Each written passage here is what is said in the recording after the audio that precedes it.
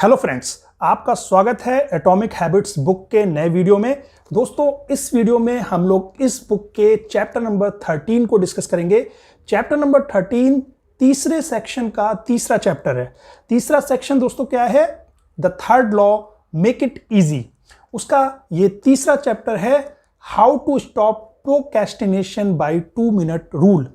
अब दोस्तों देखिए, हम लोगों ने इस सेक्शन के पहले चैप्टर में पढ़ा था कि फ्रीक्वेंसी ज़्यादा करने से एक हैबिट फॉर्म होती है।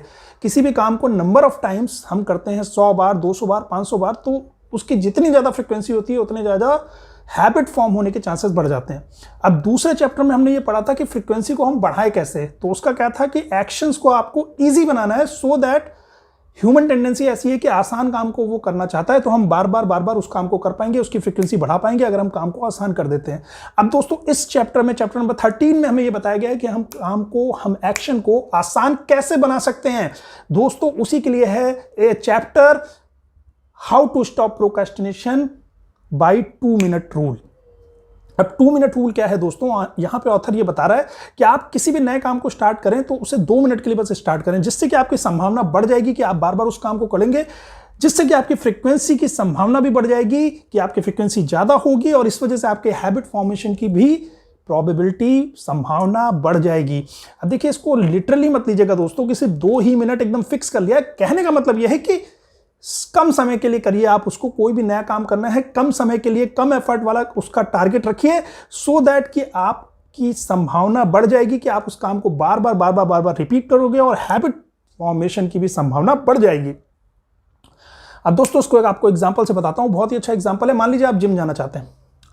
अब देखिए दोस्तों, क्या होगा कि अगर आप पहले दिन ही जिम जाओ और बोलो कि मैं 30 मिनट आज से डेली एक्सरसाइज करूंगा, 4 दिन 5 दिन बाद आप डीमोटिवेट हो जाओगे। शुरू में तो आपको कॉन्फिडेंस रहेगा, मोटिवेशन रहेगा, उसके बाद आप डिमोटिवेट हो जाओगे, आप जाना छोड़ दोगे।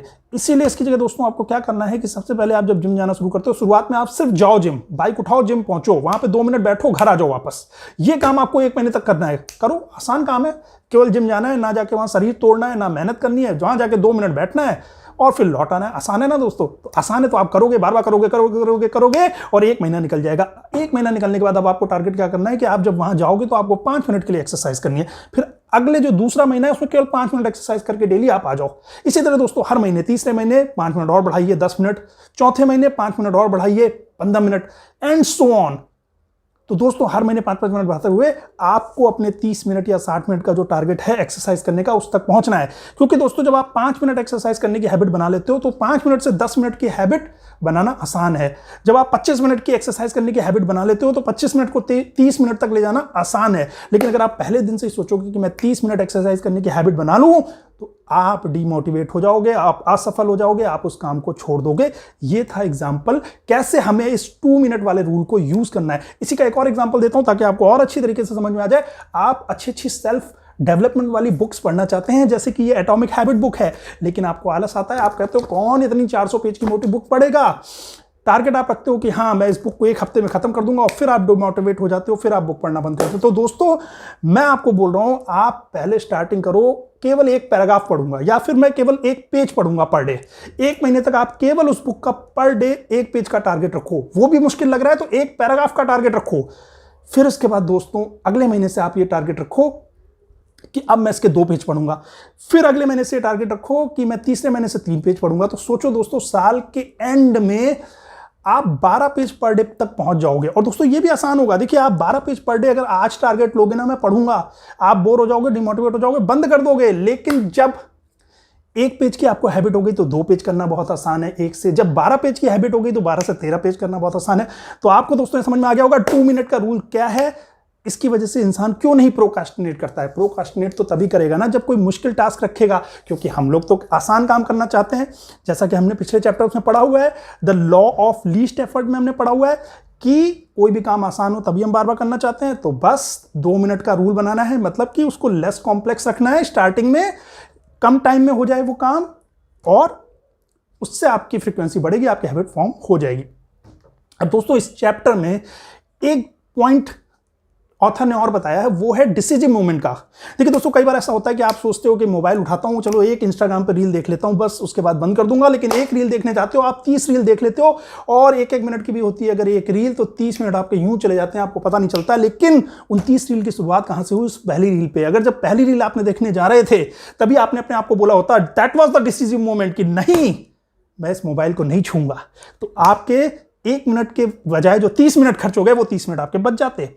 दोस्तों, that was the decisive moment. इसी तरीके से दोस्तों देखिए, आपने बहुत अच्छी हैबिट बना ली कि आप सुबह उठते हो, टाइम पे ब्रश करते हो, टाइम पे फ्रेश होते हो, टाइम पे नहाते हो, टाइम पे एक्सरसाइज करते हो, टाइम पे मल्टीविटामिन की गोली खाते हो। लेकिन दोस्तों, अगर आप सोचिए आप सुबह जल्दी नहीं उठ पाए, आप 12 बजे उठे दोपहर में, तो सारा आपका सुबह का शेड्यूल, सारे ये जो काम अच्छी हैबिट की टाइम पे होनी थी, ये सारे काम आपके नहीं हो पाएंगे।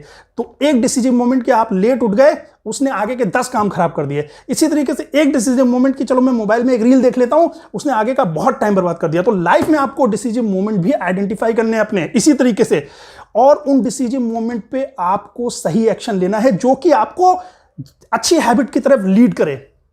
क्योंकि ये डिसीजन मोमेंट जो होते हैं ये केवल एक बुरी हैबिट नहीं कराते हैं, ये सीरीज ऑफ बुरी हैबिट्स आपसे करवा देते हैं, या आपकी सीरीज ऑफ अच्छी हैबिट्स को नहीं होने देते हैं। यानी एक वो डिसीजन मोमेंट आगे के कई 10 अच्छे एक्शंस को खराब कर देता है और कई 10 बुरे एक्शंस को ले आता है, जैसे कि मैंने अभी आपको 2 एग्जांपल बताए। तो आशा करता हूं दोस्तों ये वीडियो आपको पसंद आया होगा। वीडियो पसंद आ जाए तो दोस्तों प्लीज लाइक करो, सब्सक्राइब करो, वीडियोस को ज़्यादा से ज़्यादा लोगों के साथ शेयर करो, ताकि सबके अंदर एटॉमिक हैबिट्स डेवलप हों और सब अपनी लाइफ में सक्सेस पा सकें, हैप्पीनेस पा सकें और लाइफ के हाईएस्ट पोटेंशियल को अचीव कर सकें। थैंक यू दोस्तों, गुड बाय। वेट कीजिए अगले वीडियो का। धन्यवाद।